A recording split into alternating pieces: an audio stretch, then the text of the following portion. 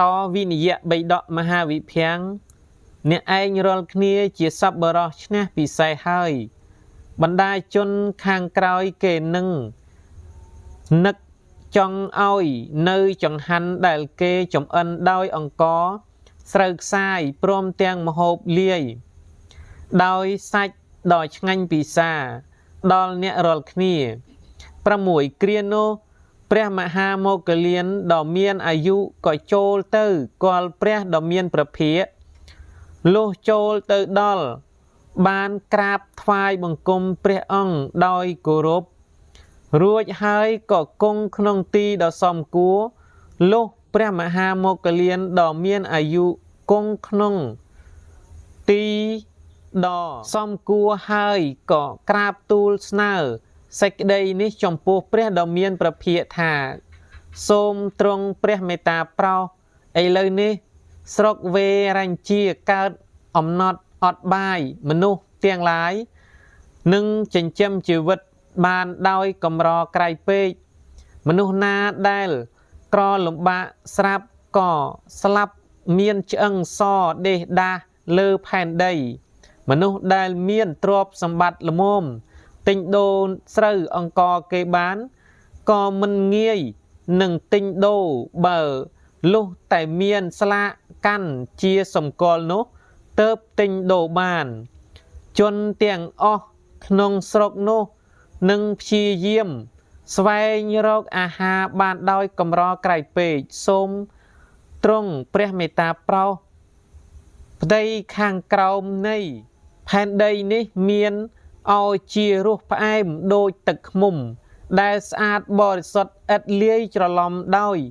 មេឃ្មុំសូមទ្រង់ព្រះមេត្តាប្រោសខ្ញុំព្រះអង្គចង់ប្រែក្រឡាប់ផែនដីនេះឲ្យផ្ងាឡើងដើម្បីនឹងឲ្យភិក្ខុទាំងឡាយឆាន់នៅឲ្យជារសដែលកើតឡើងអំពីទ្រនាប់នៃផែនដីនោះព្រះបរមសាស្តាទ្រង់ត្រាស់ថាមនាលមកលៀនចុះអ្នកនឹងយកមនុស្សសត្វទាំងឡាយដែលនៅអាស្រ័យលើផែនដីនេះ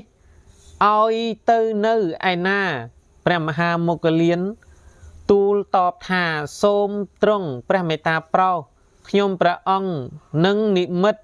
បាតដៃម្ខាងឲ្យបានដូចជាផែនដីធំនឹងឲ្យសត្វទាំងឡាយដែលនៅអាស្រ័យលើផែនដីមកនៅលើបាតដៃម្ខាងនោះហើយខ្ញុំព្រះអង្គនឹងប្រែនៅផែនដីដោយដៃម្ខាងព្រះអង្គទ្រង់ខាត់ថាមកលៀនអ្នកកុំពេញចិត្តនឹងត្រឡប់ផែនដីនោះឡើយសត្វទាំងឡាយនឹងបាននៅសេចក្តីជ្រួលជ្រើមរចល់ព្រះមហាមកលៀនក្រាបទូលថាសូមទ្រង់ព្រះមេត្តាប្រោសព្រះពុទ្ធដីកាដែលទ្រង់ត្រាស់មកនោះប្រពៃហើយបើដូច្នោះសូមឲ្យភិក្ខុសង្ឃទាំងអស់ទៅបិណ្ឌបាតឯឧត្តរកុរទ្វីបវិញព្រះដ៏មានព្រះភិក្ខទ្រង់ត្រាស់តបថាមនាលមកលៀនចុះភិក្ខុទាំងឡាយឯណាដែលមិនមានឫទ្ធិអ្នកនឹងធ្វើនៅភិក្ខុទាំងនោះដូចម្ដេចទៅព្រះមហាមកលៀនក្រាបទូលថាសូមទ្រង់ព្រះមេត្តាប្រោសភិក្ខុទាំងអស់នឹងទៅបានយ៉ាងណាខ្ញុំព្រះអង្គនឹងធ្វើយ៉ាងនោះព្រះដ៏មានព្រះភិក្ខទ្រង់ត្រាស់តបថាកុំមកលៀនអ្នកកុំពេញចិត្តឲ្យភិក្ខុទាំងអស់ទៅបិណ្ឌបាតឯឧត្តរកុរទ្វីបនោះឡើយ7គ្រានោះព្រះសារីបុត្រដ៏មានអាយុលោកចូលទៅនៅក្នុងហោឋានជាទីចេញចាក់ពួកហើយសំងំនៅក្នុងកម្មដ្ឋានមានសេចក្តីត្រេះរិះយ៉ាងនេះថាព្រហ្មចរិយធម៌របស់ព្រះពុទ្ធដ៏មានជោគទាំងឡាយអង្គណាខ្លះណោជាព្រហ្មចរិយធម៌មិនថិតនៅយូរព្រហ្មចរិយធម៌របស់ព្រះពុទ្ធដ៏មានជោគទាំងឡាយអង្គណាខ្លះណោជាព្រហ្មចរិយធម៌ថិតនៅយូរគ្រានោះព្រះសារីបុត្រថេដ៏ មានអាយុចេញចាក់ទី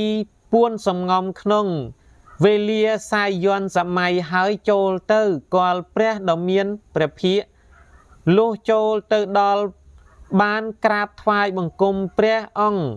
ដោយគោរពហើយគង់ក្នុងទីដ៏សមគួរ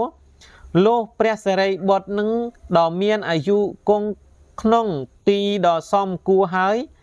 ក៏ក្រាបទូលសួរចំពោះព្រះដ៏មានព្រះភិក្ខថាសូមទ្រង់ព្រះមេត្តាប្រោសខ្ញុំព្រះអង្គចូលទៅ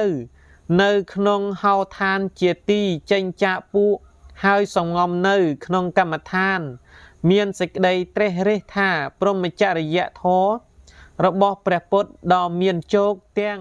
ឡាយអង្គណាខ្លះណោជាព្រហ្មចរិយធម៌មិនស្ថិតនៅយូរព្រហ្មចរិយធម៌របស់ព្រះពុទ្ធដ៏មានជោគទាំងឡាយអង្គណាខ្លះណោជាព្រហ្មចរិយធម៌ស្ថិតនៅយូរព្រះដ៏មានព្រះភិក្ខទ្រង់ត្រាស់ថាមនាលសារីបុត្រព្រហ្មចរិយធម៌របស់ព្រះដ៏មានព្រះភិក្ខព្រះនាមវិបស្សីមួយព្រះដ៏មានព្រះភិក្ខព្រះនាមសិក្ខីមួយព្រះដ៏មានព្រះភិក្ខនាមវេសភូមួយជាព្រហ្មចរិយធម៌មិនស្ថិតនៅយូរមនាលសារីបុត្រឯព្រហ្មចរិយធម៌របស់ព្រះដ៏មានព្រះភិក្ខព្រះនាមកកុសលមួយព្រះដ៏មានព្រះភិក្ខព្រះនាមកោនីកមនៈមួយព្រះដ៏មានព្រះភិក្ខព្រះនាមកសបៈមួយជាព្រហ្មចរិយធម៌ស្ថិតនៅបានយូរព្រះសិរីបុត្រថេរក្រាបទូលសួរថាសូមទ្រង់ព្រះមេត្តាប្រោសព្រហ្មចរិយធម៌របស់ព្រះដ៏មានព្រះភិក្ខព្រះនាមវិបស្សីមួយព្រះដ៏មានព្រះភិក្ខព្រះនាមសិក្ខីមួយព្រះដ៏មានព្រះភិក្ខព្រះនាមវេសភូមួយបានជាមិនស្ថិតនៅយូរនោះតើព្រោះហេតុនិងបច្ច័យដូចម្ដេចព្រះដ៏មានព្រះភិក្ខទ្រង់ត្រាស់ថាមនាលសារីបុត្រព្រះដ៏មានព្រះភិក្ខព្រះនាមវិបស្សីមួយព្រះដ៏មានព្រះភិក្ខព្រះនាមសិក្ខីមួយព្រះដ៏មានព្រះភិក្ខព្រះនាមវេសភូមួយព្រះអង្គមិនសូវប្រឹងប្រែងសម្ដែងធម៌ដល់សាវកទាំងឡាយដោយពិស្ដារប៉ុន្មានទេព្រហ្មចរិយធម៌មានអង្គ9ប្រការរបស់ព្រះពុទ្ធទាំងឡាយនោះគឺសត្តកិយៈវិជ្ជាករណៈគាថាឧទានៈអ៊ីតិវុត្តកៈជាតកៈអភូតធម្មៈវេទលៈជាធរមានចំនួនតិចណាស់សិក្ខាបទក៏ព្រះពុទ្ធទាំងនោះមិនបានបញ្ញត្តិដល់សាវកទាំងឡាយទេអាណាបាតិមោកក៏ព្រះពុទ្ធទាំងនោះមិនបានសម្ដែងឡើយដល់អំណើឥតពីព្រះពុទ្ធដ៏មានជោគទាំងឡាយនោះទៅអំណើឥតពីសាវកទាំងឡាយជាអ្នកត្រាស់ដឹងតាមព្រះពុទ្ធនោះទៅ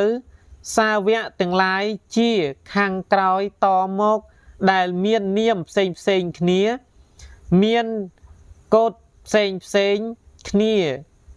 មានជាតិផ្សេងគ្នាចេញពីត្រកូលផ្សេងគ្នាហើយបួសនោះក៏ញ៉ាំងព្រហ្មចរិយធម៌នោះឲ្យសាបសូន្យបាត់អស់ភ្លាមទៅមនាលសារីបុត្រឧបមាដូចជាផ្កាឈើផ្សេងដែលគេមិនបានដោតក្រងចងដោយចេះហើយគេដាក់លើបន្ទះក្តារខ្យល់ក៏រមែងបក់បោកកំចាត់កំចាយផ្កាទាំងនោះឲ្យវិនាសអស់ទៅខ្យល់ដែលធ្វើនៅផ្កាទាំងនោះឲ្យវិនាស